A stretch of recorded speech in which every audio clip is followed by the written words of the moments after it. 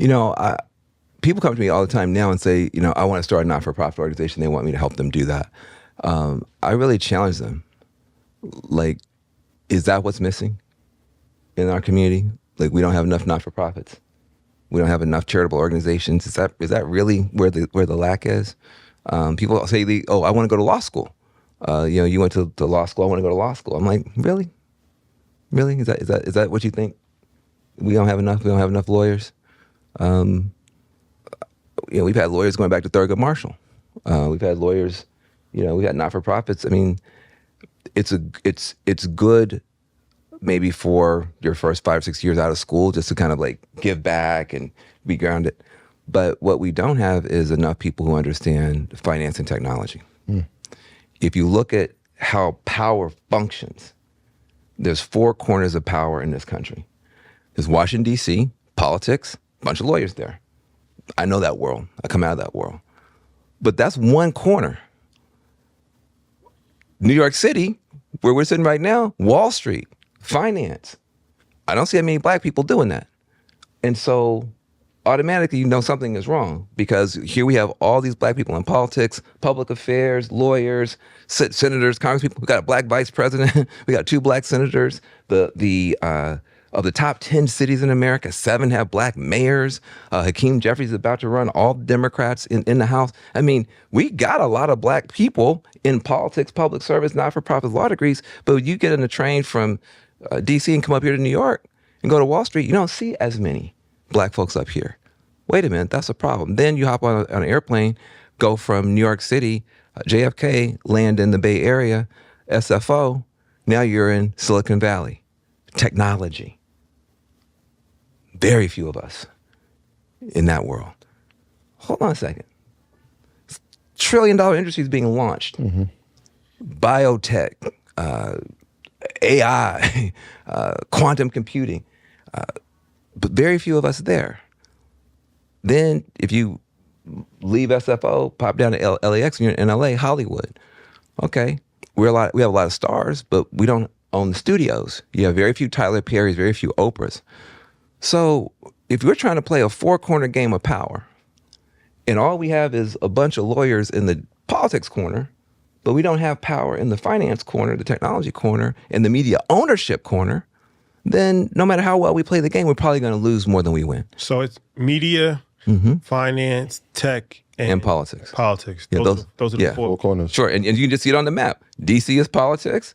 New York is finance, Bay Area is technology, and LA is media ownership. So, and most black folks are in politics and entertainment, but we don't own. So Prince used to always tell me, Van, you're on CNN. You don't own CNN. I'm not impressed, right? That was how Prince would talk to us. That's how friends should talk to each other. Yeah, yeah, exactly. So you asked the question about it. What I would say is, I think it's time for us to start using business.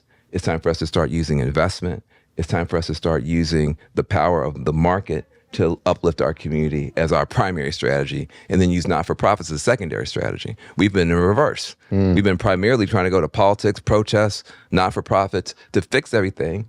Other communities, they don't do that. Other communities, they have businesses, and they have a lobbyist to go to the government to help their businesses. Yeah. We mostly have a bunch of lobbyists with no business to help. That's not going to work. I was talking to somebody, I think he's from Congo, but he was talking about the whole continent of Africa, and he was saying that charity is not going to solve Africa's problems.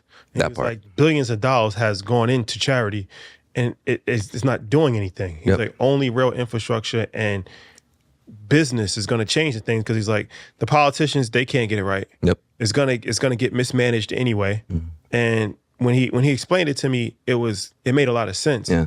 And I kind of see the same thing in America, right? And that's why we started our platform, because like you said, I mean, it's not changing anything to have lawyers. It's good to have it. Yep. It's good to have social programs. But ultimately, it just kind of keeps you at the same level that you're at. Look, everybody needs to vote. I'm not saying anything negative about that. But the ballot box is not where you can get what you want. The ballot box is where you can lose what you got. So if you don't show up, you can lose what you've got. So we have to vote defensively to make sure they don't take more rights from us, take more stuff from us. But that's your defensive strategy. Your offensive strategy has to be, what part of this economy do we want to own and control? And, part of the reason I wound up getting that big grant from Jeff Bezos has to do with me trying to figure that out. And it's amazing how one thing will lead to another thing. So I was trying to be a do-gooder, trying to help people who don't have anything in our community.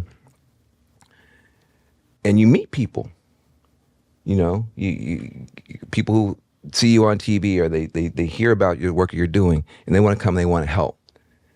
And a lot of times these people have money, they're wealthy people.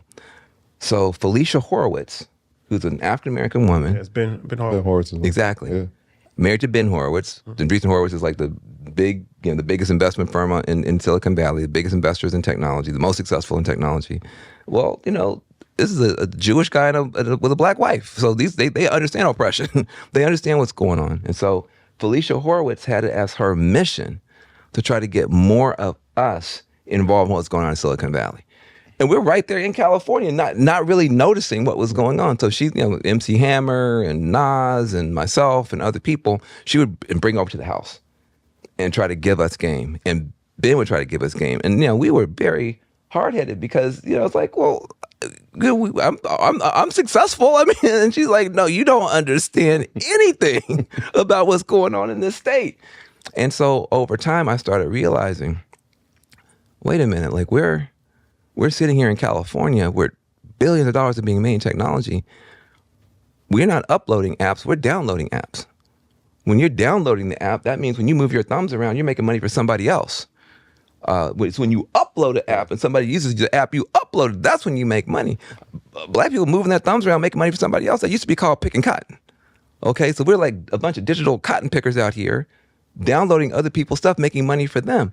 And so I said, okay, I need to do something different. And then she introduced me to the people who run the Sun Valley Conference. And they invited me there. And that's where all the billionaires go once a year to talk and do deals and stuff. So I show up there with my eyeballs like about to fall out of my head because, there's Zuckerberg right there. There's, all these names that you've heard of, and they're just walking around, no staff, just talking to each other, eating meals. And you start to realize, hold on a second. This is a whole community of people that are billionaires. It's not like one billionaire over there and one billionaire over here. They know each other. They speak the same language. Their kids go to the same schools.